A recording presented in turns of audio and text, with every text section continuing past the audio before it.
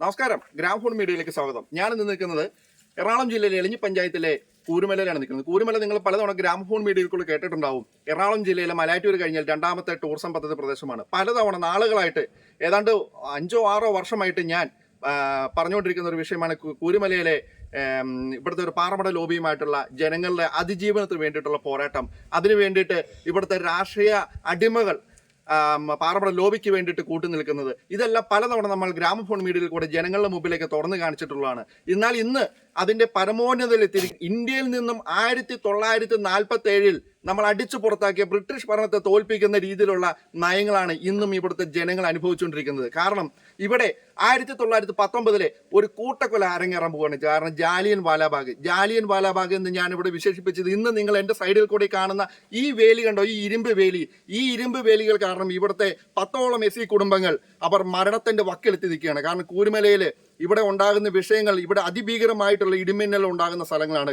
വർഷങ്ങളിലും തുലാവർഷങ്ങളിലും എപ്പോൾ വേണമെങ്കിലും എന്ത് വേണമെങ്കിലും സംഭവിക്കാവുന്ന അതിഭീകരമായ ഇടിമിന്നൽ ഉണ്ടാകുന്ന സ്ഥലമാണ് ഇവിടെ. ഇവിടുത്തെ ജനങ്ങൾക്ക് അതിനെ അതിജീവിക്കാനുള്ള ഒരു സുരക്ഷാ ജാലവുമില്ല. ഇത് നമ്മൾ പലതവണ നമ്മൾ വാർത്തകളിൽ കൂടെ ഇവിടെ അവതരിപ്പിച്ചിട്ടുള്ളതാണ്. പക്ഷേ ഇതിനെല്ലാം നിയമത്തെ വെല്ലുവിളിച്ചുകൊണ്ട് നമ്മൾ പലതവണ കളക്ടർക്കും ജില്ലാ കളക്ടർക്കും റവന്യൂ തഹസിൽദാർക്കും വില്ലേജ് ഓഫീസർ അടക്കം കൊടുത്തിട്ടുള്ള രേഖകൾ, തെളിവുകൾ സഹിതമുണ്ട് നമ്മുടെ കയ്യിൽ. കാരണം ഈ വേലികൾ ഇവിടെ നിർമ്മിക്കപ്പെടരുതെന്ന് നമ്മൾ കാണിച്ചുകൊണ്ട് പലതവണ നമ്മൾ ആവശ്യങ്ങൾ ഉന്നയിച്ചിരുന്നു. ഇതിനെല്ലാം മറികടന്നുകൊണ്ട് പഞ്ചായത്തിന്റെ സ്ഥലത്ത് അവരുടെ ഭൂമി ഇവിടെ സൈഡിൽ ഉണ്ടെങ്കിൽ പോലും ആ ഭൂമി കടന്ന് പഞ്ചായത്ത് അല്ലെങ്കിൽ ഈ മിച്ച ഭൂമിയിൽ അല്ലെങ്കിൽ പുറമ്പോക്ക് ഭൂമിയിൽ ഇവിടെയുള്ള വഴിയിൽ കയറ്റിയാണ് ഇവർ ഈ ഇരുമ്പ് വേലി വെച്ചിരിക്കുന്നത്.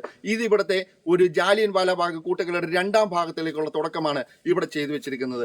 നമുക്ക് അതിന്റെ കൂടുതൽ വാർത്തകളിലേക്ക് നമുക്ക് കിടക്കാം. ഇവിടുത്തെ ജനങ്ങൾക്ക് ഇവിടെ പറയാനുള്ളത് നമുക്ക് കേൾക്കാം. ഞങ്ങളെ ഈ പന്നിയെ കൂട്ടിലിട്ടിരിക്കുന്നതിനേക്കാളും കഷ്ടമായിട്ട് പന്നിക്കാണേലും വായുവും വെളിച്ചവും, കാട്ടുമൃഗങ്ങൾക്കും യഥേഷ്ടം സഞ്ചരിക്കാനും വായുവും വെളിച്ചവും അവർക്ക് ജീവിക്കാനുള്ള അനുവാദവും ഗവൺമെന്റ് നിയമത്തിലുണ്ട്. അതുപോലും ഇല്ലാത്ത ഒരവസ്ഥയാണ് ഈ പാവപ്പെട്ട ഞങ്ങൾ ഇവിടെ കഴിയണത്. പാറമട ഇപ്പോൾ തന്നെ ജിയോളജിയുടെ ഓർഡർ അനുസരിച്ച് ചെയ്യുകയാണെന്ന് പറഞ്ഞുകൊണ്ട് പാറമടയുടെ സൈഡ് പ്രൊട്ടക്ട് ചെയ്ത് മറയ്ക്കേണ്ടതിന് പകരം ഹൈറ്റില് ഷീറ്റ് മേഞ്ഞ് വായുവും വെളിച്ചവും കടക്കാതെ അവർക്ക് ശ്വാസം കിട്ടാൻ വേണ്ടി ഫാൻ ഉപയോഗിക്കേണ്ട അവസ്ഥ പകലും രാത്രിയിലും വന്നു. ഇത് കണ്ട് വിഷമം തോന്നിയപ്പോൾ ഞാനാണ് ഈ സാധനം 2-3-4 ഷീറ്റ് അവിടെ പൊളിച്ചിട്ടു. പിറ്റേ ദിവസം കൂത്താട്ടുകുളം പോലീസ് ഭീഷണിപ്പെടുത്തി ഇവിടുത്തെ പിള്ളേരെ, ചെറുപ്പക്കാരെ വിളിച്ചു. പോലീസ് എല്ലായിടത്തേക്കും പരസ്യം കൊടുക്കുന്നുണ്ട്, ജാഗ്രത. അപ്പൊ ഞാൻ പോലീസിന്റെ അടുത്ത് ചോദിച്ചു, അപ്പൊ ഞങ്ങൾ വെന്തു പോകാനുള്ള ജാഗ്രതയാണോ നിങ്ങൾ ഈ ന്യൂസിലൂടെ കൊടുത്തുകൊണ്ടിരുന്നത്? വലിയ പണക്കാരൻ ഇവിടെ എന്തും ചെയ്യാം. പാറമട ലോബിക്കും അതുപോലെ ഇങ്ങനെയുള്ള ഭയങ്കരമാകുന്ന കാര്യങ്ങൾ ചെയ്യുന്നവർക്ക് ഇവിടെ എന്തും ചെയ്യാം.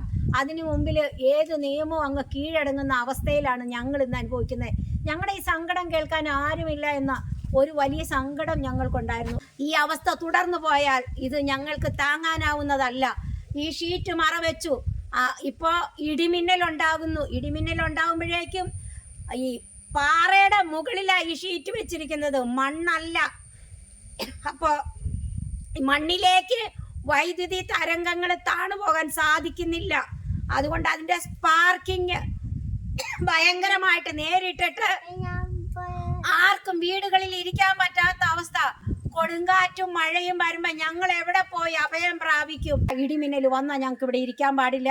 അങ്ങേറ്റത്തെ ഈ വീട്ടിലെ ഏലിയാമ്മ ചേച്ചി ഒരു ചെറിയ മഴക്കാർ കാണുമ്പോഴേക്കും പാവം അടുപ്പിൽ കത്തിച്ച തീയെല്ലാം വെള്ളം ഒഴിച്ച് കെടുത്തിയിട്ട് പാവം അത് ഇവിടുന്ന് വടിയും കുത്തി അങ്ങേറ്റത്തെ വീട്ടിൽ പോയിരിക്കും പേടിച്ചിട്ട്.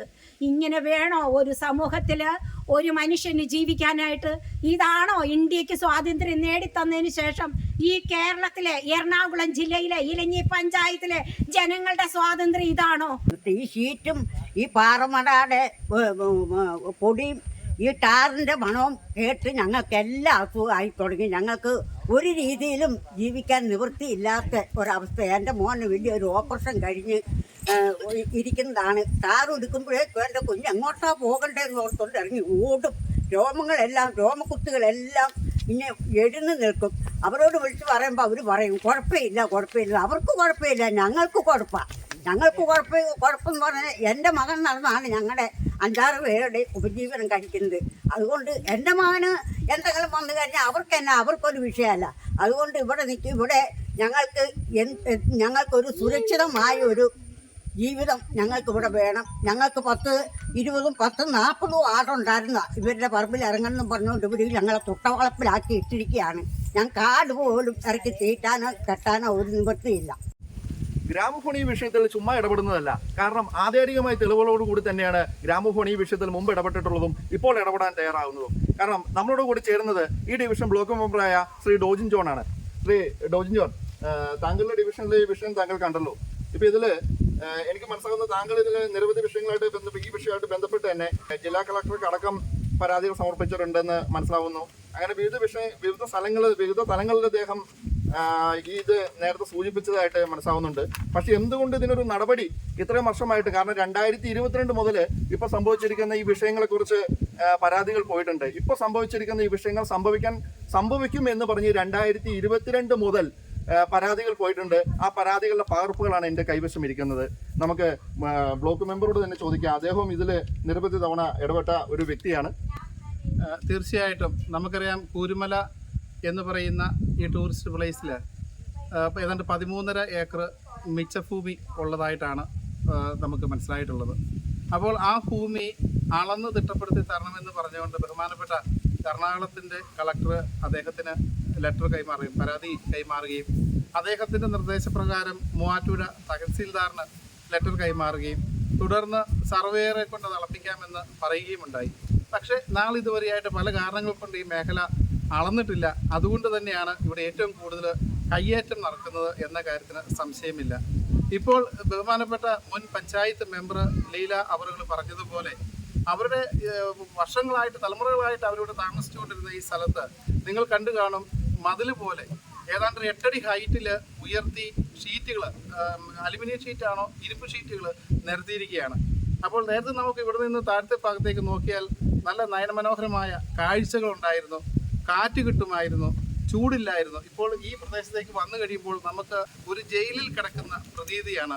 വളരെ ദുഃഖകരമാണ് ഈ അവസ്ഥ. നമ്മുടെ നാട്ടിൽ ഇങ്ങനെ സംഭവിക്കുന്നു, അതും പഞ്ചായത്ത് റോഡിൽ കയറ്റിയാണ് വെച്ചിരിക്കുന്നത് എന്നാണ് നാട്ടുകാരുടെ ആക്ഷേപം. ഈ മതിൽക്കെട്ട് വളരെ ദുഃഖകരമാണിത്. ഇത് നമ്മുടെ നാട്ടിൽ സംഭവിക്കാൻ പാടില്ലായിരുന്നു.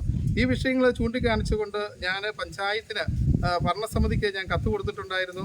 എന്നോടൊപ്പം RJDയുടെ നിയോജകമണ്ഡലം പ്രസിഡന്റ് അന്നുണ്ടായിരുന്നു. അതുപോലെ തന്നെ പഞ്ചായത്ത് വൈസ് പ്രസിഡന്റ് ബഹുമാനപ്പെട്ട MP ജോസഫ് അവറുകളുടെ ഒരു പഞ്ചായത്ത് കമ്മിറ്റിയിൽ ചർച്ച ചെയ്യാനായിട്ടൊരു വിഷയത്തിൽ കൊടുത്തിരിക്കുന്നത് ഇങ്ങനെയാണ്: കൂരുമല ടൂറിസത്തിൻ്റെ അതിരുകൾ തിരിച്ച് കൂരുമല ടൂറിസം പോയിന്റിലേക്കുള്ള അനധികൃതമായ പ്രവേശനം തടയണമെന്ന് അദ്ദേഹം കഴിഞ്ഞ 6 മാസങ്ങൾക്ക് മുമ്പ് പഞ്ചായത്ത് കമ്മിറ്റിയിൽ, ഡേറ്റ് കൃത്യമായിട്ട് എനിക്ക് കിട്ടിയിട്ടില്ല, പഞ്ചായത്ത് കമ്മിറ്റിയിൽ അദ്ദേഹം കൊടുത്ത കത്തിൻ്റെ ഒരു പകർപ്പാണിത്.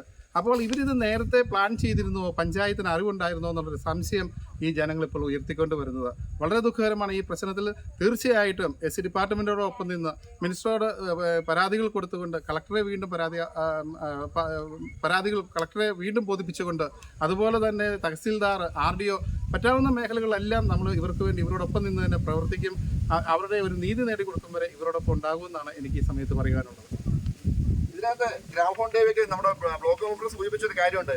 പലവിധ സമയങ്ങളിൽ ഞാനടക്കം സംശയത്തിന്റെ നിഴലിൽ പറഞ്ഞിട്ടുള്ള ഒരു ജനപ്രതിനിധിയുണ്ട് ഇലഞ്ഞിയിൽ. അദ്ദേഹത്തിന് നമ്മൾ ഈ വിഷയത്തിൽ ചൂണ്ടിക്കാണിക്കാതിരിക്കാൻ പറ്റത്തില്ല. കാരണം എൻ്റെ കയ്യിരിക്കുന്ന ഈ കോപ്പി, ഇത് പഞ്ചായത്ത് കമ്മിറ്റിയുടെ മിനിറ്റ്സിന്റെ കോപ്പിയാണ് എൻ്റെ കയ്യിരിക്കുന്നത്. വിവരാവകാശ നിയമപ്രകാരം ഗ്രാമഫോൺ മീഡിയയ്ക്ക് വേണ്ടിയിട്ട് ഞാൻ എടുത്തതാണ്. ഇതിൽ 7ാമത്തെ സൂചകമായിട്ട് ഇവിടുത്തെ ഈ വാർഡിന്റെ ബഹുമാനപ്പെട്ട മെമ്പറും എളഞ്ഞി ഗ്രാമപഞ്ചായത്തിന്റെ ബഹുമാനപ്പെട്ട വൈസ് പ്രസിഡന്റുമായ ശ്രീ MP ജോസഫ് കൊണ്ടുവന്നിരിക്കുന്ന ഒരു വിഷയമുണ്ട്. ഇതിനകത്ത് ഈ കൂരുമല ടൂറിസത്തിന്റെ അതിർത്തികൾ നിർണ്ണയിച്ച് അനധികൃതമായ കടന്നുകയറ്റങ്ങൾ തടയണമെന്ന് അദ്ദേഹം ഈ കമ്മിറ്റിയിൽ ഇദ്ദേഹം ഒരിക്കൽ ഈ അടുത്തിടയ്ക്ക് ആവശ്യപ്പെടുകയുണ്ടായി. ഈ വിഷയത്തെ സൂചിപ്പിക്കുന്നത് ഇവിടെ നടക്കാൻ പോകുന്ന കയ്യേറ്റങ്ങൾക്ക് എളഞ്ഞി ഗ്രാമപഞ്ചായത്തിന്റെ പൂർണ്ണ സമ്മതമുണ്ടെന്നാണ് ഇപ്പോൾ മനസ്സിലാവുന്നത്. കാരണം ഞാൻ ആദ്യമേ പറഞ്ഞു, 1919 ഇവിടെ ആവർത്തിക്കാൻ പോവുകയാണ് ജാലിയൻ വാലാബാഗ് കൂട്ടക്കൊല. കാരണം അതിനു വേണ്ടിയിട്ട് ഈ ഇടിമിന്നൽ നടക്കുന്ന സ്ഥലത്ത് ഒരു ഇരുമ്പിന്റെ വേലിയുണ്ടാക്കി ഈ 10ഓളം SC കുടുംബങ്ങളെ, ഇനി അവശേഷിക്കുന്ന 10ഓളം SC കുടുംബങ്ങളെ ഇവിടെ ഇട്ട് ഇടിമിന്നലേൽപ്പിച്ച് അല്ലെങ്കിൽ അവരെ ഭയപ്പെടുത്തി അവരെ പോലീസ് കേസുകളിൽ കുടുക്കി അവരെ ഇവിടുന്ന് ഇറക്കി വിടുവാനുള്ള തന്ത്രമാണ് ഇവിടെ നടന്നുകൊണ്ടിരിക്കുന്നത്. അതിനുവേണ്ടി കൂട്ടുപിടിക്കുന്ന ഒരു നയവുമാണ് എളഞ്ഞി ഗ്രാമപഞ്ചായത്തിന്റെ ഭരണസമിതി ഇവിടെ കൈകൊണ്ടിരിക്കുന്നതും. അതിനു വേണ്ടിയിട്ടാണ് ഈ 7ാമത്തെ സൂചകമായ MP ജോസഫിന്റെ കത്ത് എന്നുള്ള ഇതിൽ എല്ലാവിധ രീതിയിലും സംശയിക്കുകയാണ്.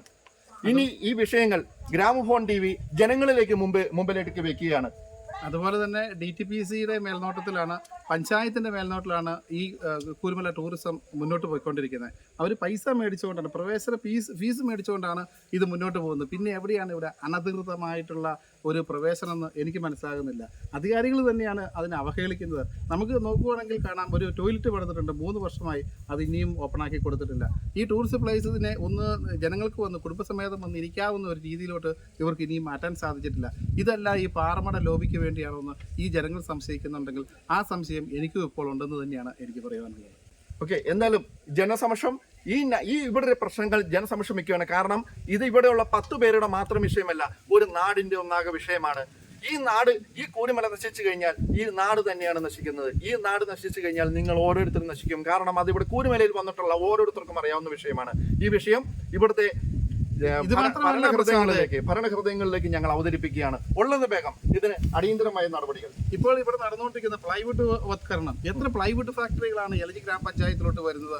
എത്ര അലുമിനിയം ഫാക്ടറികളാണ്? അലുമിനിയം ഫാക്ടറിയുടെ എനിക്ക് തോന്നുന്നു അതിന്റെ മെറ്റീരിയൽസ് കൊണ്ടുവരുന്നത് നമ്മുടെ നാടിന്റെ പുറത്തു നിന്നാണെന്നാണ് എനിക്ക് കിട്ടിയിരിക്കുന്ന വിവരം. അപ്പോൾ ഇവിടെയുള്ളവരെ ഇങ്ങനെ, അതുപോലെ ഈ കൂരുമല, ഈ പാറമടയ്ക്കകത്ത് തന്നെ ടാർ മിക്സിംഗ് പ്ലാന്റ് ഉണ്ട്, അതുപോലെ 4-ാം വാർഡ് ടാർ മിക്സിംഗ് പ്ലാന്റ് ഉണ്ട്.